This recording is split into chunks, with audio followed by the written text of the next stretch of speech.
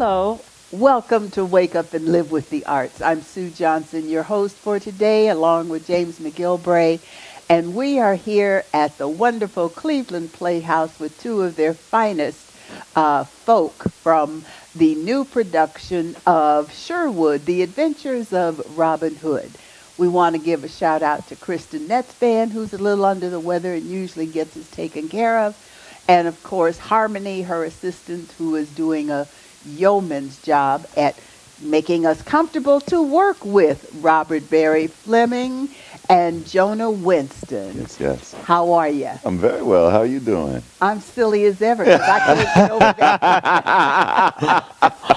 that baritone voice of yours. Well, thank and you. Tell us a little bit about you being Little John in the Robin Hood story. Well, honestly, this is a dream role that I've always wanted to play, and there are not a lot of live stage productions of Robin Hood. So I clocked the auditions initially for this show via my agent, and he finally came to me and just said, "Hey, they want you to send in a tape." And I'm thinking, okay, I'll send in a tape, and we'll see where it goes. The next thing I know, he said, "Okay, they want to make you an offer," and I about hit the floor. Wow. My wife heard me in the next room just dying laughing, and she's like, "What's going on?" And I was like, "They made me an offer off that tape. I don't believe it, but it's wonderful. It's wonderful." And I couldn't be more excited to be here playing Little John right Okay, now. who is Little John? For those of us who have not read the classics, Sure. Robin Hood, and of course they've had movies, cartoons, the whole 9 yards. But tell us about Little John. So in a nutshell, Little John is one of Robin's closest merry men. If Robin is the brains of the operation, Little John is his brawn, Okay. A lot of people know about the famous bridge quarterstaff fight that Little John and Robin have, where eventually Little John bests Robin by knocking him in the water, and then he joins his band of merry men at that point. Okay. So, and he does that because in this production and in other ones, Little John's wife has passed away because of the taxes that have been levied against he and his family by Prince John, and in this production, Sir Guy of Gisborne. So, so a little bit of once his comeuppance here, Little John does, and he hears about Robin Hood doing all these wonderful things for the poor in and around Nottingham, so he decides he wants to go and join this man. And King Ludwig is playing the title role of this play. And you have seen him before here at the Cleveland Playhouse. He is another fantastic actor. King Ludwig, and he is, we've had a number of his plays here. So it's one of his productions. And who is Robin Hood? I haven't looked at my PR sheet in the last 10 minutes. You want to talk about Zach? Sure. So Zach Powell is our Robin Hood. He is a fantastic actor, a fantastic person. This is my first opportunity I've ever had to work with him. And but he's out of the Washington, D.C. out of the area. D.C. He's out of the area. D.C. area. So wonderful background. I've had a lot of fun working with him. We could share the same dressing room, so I'm going to learn a lot about him, I'm sure, over the course of this. I'm sure you're not sharing the same dresses. No, not at all. Oh, No, we got our own clothes, thankfully. Though I would like to see him put on something that I have to wear. Well, truthfully. yeah. How tall are you, sweetheart? I'm 6 feet 5 inches tall. Okay. So, Monsieur Robert Barry Fleming, who we met at the Royale a while back, you are now in charge of the choreography for this play. Tell us about that, hon. Yeah, the choreography is quite exciting because this is not just the classic take, but also has contemporary resonance. So the composer has actually composed rockabilly type music for a grand finale celebration. So I've had the opportunity to really dig back into my swing background and do some of the swing dancing, some of that solo jazz kind of in a choral fashion to kind of top off the celebratory ending of the play. And there's also a moment of romance between Robin and Maid Marian, where in Locksley Hall they have a moment of coming together that has also been choreographed through movement and dance. And so it's been great fun to be able to contribute to the story. So you are a combination threat. I am a hyphenate artist for sure. I work, I love that I get to do artistic leadership, that I have the opportunity to choreograph and direct, even act on occasion. Yes. It's wonderful to be able to have that multiplicity of responsibilities and opportunities. Because like actors, it means you might get a paycheck. Yes, indeed.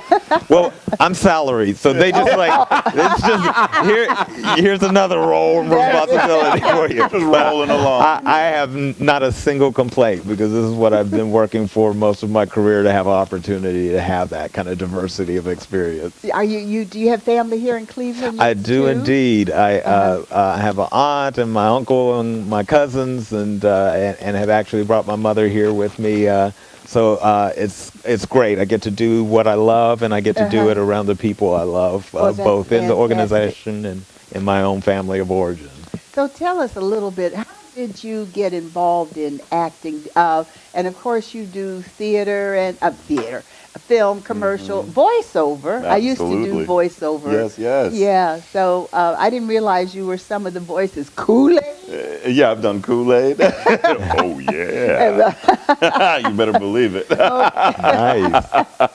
Yeah, Done Kool-Aid, done some Allstate voiceovers and commercials, been in Chicago PD, Chicago Fire. Being based in Chicago, we're kind of in a renaissance in television. Yes. Right now, everybody wants to know about Chicago on TV right now. Okay, yeah, But- I'm an aficionado. I've learned to be an aficionado of Chicago PD. Yes, yes. Yeah, it's intense. Oh, very much so. Yeah. Very much so. But I got into acting, it was kind of wayward for a while, but I went to a high school, luckily in Indianapolis, Warren Central High School on the east side of the city, that not only had a fantastic sports program, which I played football all the way up through college, which was wonderful, but also had a performing arts department, which was really great, performing arts center, and I had a teacher by the name of Mr. Black, who really kind of got me interested in theater and the possibility of making a career out of it in some way. And finally, when I hit my senior year, I just started looking around Indianapolis because I knew I wanted to stay close to home for undergrad, and went to Butler University. I've there. heard of Butler. Yes, Yes. yeah. We kind of mess up people's brackets in the NCAA tournament more often than not. That's what we're really known for a lot of times. Okay. It was great. But they had a fantastic theater program there, and it was close to home. And so and this is fascinating too, my brother, my sister, and myself all went to Butler at the same time. All three of us have theater degrees. Oh, are they So we as prominent or pursuing it the way you are? They are. My sister especially, she's actually in Cincinnati right now at a children's theater there, getting ready to play Baloo in a production of their Jungle Book that they're going to be doing down there, which is really fantastic. My brother also works in Indianapolis in the theater scene that's there. So we're all very much actively pursuing our dream that we've been going after since we were 14, 15, 16 years old, thankfully. And I credit Mr. Black in high school for putting me on this path, and it's working out pretty okay. Yes, it is. Yeah, well, it's always amazing when there is particularly a teacher who inspires us, and we can all usually think of one person who helped make a difference. Now, were you involved in the Iliad and Illiad at all? Well, as the associate artistic director, I am deeply involved in our season planning, and Tara Flanagan, who is our lead actor, along with Eva Rose Carlson Schultz, is someone who was a classmate of mine from the Alabama Shakespeare Festival in grad school, an actor that I have great regard for, and who is interpreting that work in such a unique and brilliant way. We've been wanting to do the play for a number of years, but you need just the right talent to realize it and have it speak and resonate to the time and place. So we've been working to see that production come to fruition, and really I'm overjoyed that we were able to produce it. I wrote an email to Kristen after I saw the play, and my first words were Tara, and what's her last name again? Tara Flanagan. Flanagan, yes, is insane. We watched 100 plus solid minutes of this woman, this actor, this character perform solo, with the exception of the cellist, and with blocking and eating up the stage and telling the story of the Iliad and all the Greek characters, and reminded me, I had forgotten a lot about my Greek myth characters, and she refreshed them. And of all the productions, not only here, but all the other theaters in Cleveland, have blown my mind, but wanted to show you how great it was. Of one accord, simultaneously, the entire audience rose up for a standing O. It wasn't like, a few here, a few there. Yeah. The entire audience, we rose. When does it end? Soon. Yeah, I think February 7th, 7th. Or 10th. 10th. Rather, Okay, February 10th. You've got a little bit of time to come see an Iliad starring Tara Flanagan and her associate. Eva Rose Carlson Schultz. Yes. Say that again to the camera. Yeah, Eva Rose, and I'm probably inverting. It's Eva Rose Schultz Carlson, who happens to be a senior in high school and an amazing talent and brilliant. Something of a wonder child with a wonderkind. Yeah, she's quite skilled cellist, obviously, quite a remarkable player, and Tara has known her since she was just a few months old. Oh, for heaven's sake. And has also nurtured her and mentored her in her acting as well. And so the collaboration of these two extraordinary women has been met with a really spectacular text through Lisa Peterson and Dennis O'Hare's adaptation of the Iliad into an Iliad. And as you say, it's a seminal theatrical experience. Yes, and when you said there was a little modernization about Sherwood, yeah, Robin Hood and Sherwood yes. and Forrest, that's what made me think of an Iliad, absolutely, which I saw, last week. Yeah. So tell us now, you both are Actors Equity Association. Mm-hmm. Okay, for our audience's sake, share with us, how does one what's the word I'm looking for? Become qualified to become an AEA, as we call it, Actors Equity Actor. What does one have to do as an actor? Well, I know they recently changed their rules, but when I first started going down the course to get my AEA card, I had to accumulate 50 weeks of work straight at qualified equity theaters. And they gave you, however much time you need to do that. But once you hit that 50 weeks, I had to make the choice of either turning union, or the next time that I went to an equity house, it had to be under an equity contract at that point. So literally, I've only been part of AEA for maybe a year, less than a little over a year. Yeah, it takes some work. Yeah, it takes some time. Yeah. And honestly, it's good work to be putting in, because it allows you to gain different experiences at different houses. And while I was working to get my union card, I was also working. Chicago has a fabulous storefront theater scene there, and was working and gaining connections that way as well, and really honing my craft until I felt like I reached a point where I could go and join the union and be okay. As I said, it's worked out so far, which is nice. Yeah. Really Now, nice.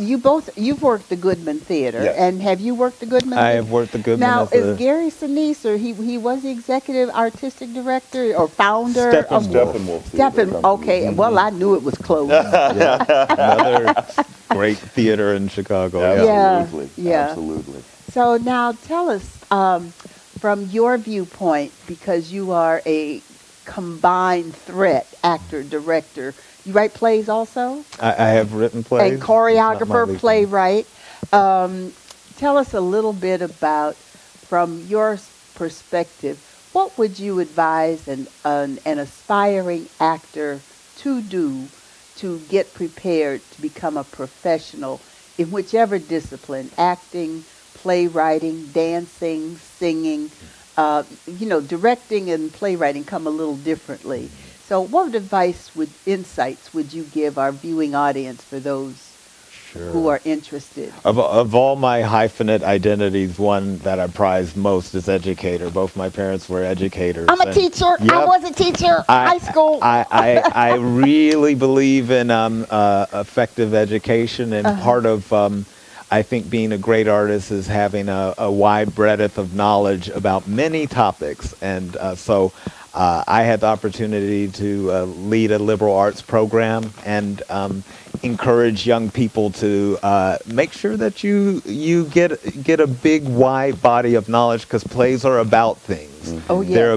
They're not just about the entertainment industry. They're about things that matter in our community, our social and political systems, and understanding a good wide understanding of a number of topics sets you up well to be an informed party as an artist. Obviously, the discipline-specific things are necessities to have those competencies. But I taught in a liberal arts institution. I taught theater in that context. Chose that over a conservatory specialized context for a very specific reason, because I think you do your specialization at the master's level. It's go get that undergraduate degree and really have a voice and an understanding of the world in which you live. And you are also going to have to be able to read people, to read books, stories, plays, poems, prose. I'm amazed, unlike my oh, Lord, I'm old enough to be your great-great-grandma. In our generation, there was no question that you read the classics. We have famous teachers at John Adams High, Miss Tilley and Miss Wokley. And when I went to Case, well, it was called Western Reserve at the time. And I mean, I was fully prepared to meet the freshman requirements, and so was anybody else, you know. But nowadays, I don't want to get started on our education system, because you'll watch me have a conniption fit right here on camera. But learn to read. You have to be well versed in understanding what characterization is about, how to tell a story, and just go out and work. If you're in the Cleveland area, now this is broadcast all over, but whatever city you're in, start going out and audition in your local theater. Now, one nice thing about Cleveland that's beginning to change, and you've been here long enough, some of our houses are now at least offering 1 or 2 equity contracts per production, because Cleveland, it's been difficult to get AEA work because our theaters don't do it. But Ensemble Theater, Dobama Theater is now an equity house. Karamu has begun offering equity contracts. Have you had a chance to see our theaters here in town? I have not, unfortunately. This is my first time ever visiting Cleveland. Well, stop it. I've got family in Ohio, and my father actually went to Youngstown State University years ago, but I know it doesn't count. I've had people tell me that's too close to Pennsylvania. Youngstown used to be our gangster headquarters. Yeah, if he's here long enough, take him to Karamu. Yeah, he's got about a week of previews, and then they get to explore. And then we get some free time. We keep them pretty busy in rehearsal room up until that time. Well, that's the nature of the beast. Absolutely. Yes, and that dedication, commitment, and you don't show up tardy. You don't call in late. You don't do dumb stuff. And I mean, it's a discipline, like we say. Indeed. It is no different. If you want to be an actor, performing artist, you have got to work just at it, just like any other professional career. You just don't walk on stage and say, "Here I am," and then begin to act. I mean, it's a career. So after you leave our fabulous city, where are you headed? What's your next project? So I'm heading back to Chicago, where I'm going to be in The Music Man at the Goodman Theater. They've started to do musicals at Goodman now, which is really great. So I'll be playing Olin Britt, who's the bass in the barbershop quartet, for those people who know anything about The Music Man, which is great. We've got trouble right here in Riverside. We've got capital T with capital T, and that rhymes with P, and that stands for pool. That's right. Who invented invented that movie? I forget his name. Meredith Wilson. Thank you. Yes. Yeah, yeah. Yes, yes. And so now, of course, you've got the Sherwood Forest Robin Hood thing coming up. And even though I know what the rest of the season is, Sure. what's coming? What's your project after this one? Will you be choreographing? I'll be directing, directing? Native Gardens for Cleveland Playhouse, which will start performances April 27th. Okie Yes. dokie. Is there a traditional Black History Month play this year at CPH? We've kind of moved to a model where we don't say Black content is exclusively for February, so we've kind of branched into something where that is a more inclusive conversation throughout the year. So Would you put the camera on me for a second? Please. Hallelujah! Hallelujah! I'm so happy to hear that Black history Yes. stuff is merging out. And let me also say about the Cleveland Playhouse as we begin to wrap up. We were talking about getting work. Cleveland Playhouse now occasionally uses some local actors. You know, you've got to have the credentials and so forth and so on. But when you see, hopefully, the audition opportunities, give Cleveland Playhouse a try, because some of their supporting roles, ensemble roles, may include a Cleveland person here and there. So to find out more about everything, how do people reach the Cleveland Playhouse? Sure. You in particular, or Kristen in Sure. particular? ClevelandPlayhouse.com. You'll find all information about our educational, artistic, and administrative operations here. So join us online and social media. You'll find us on every platform from Facebook to Instagram to Twitter. And many that my baby boomer self probably wouldn't know. Those are the ones I know. Honey, I know I even use. fewer.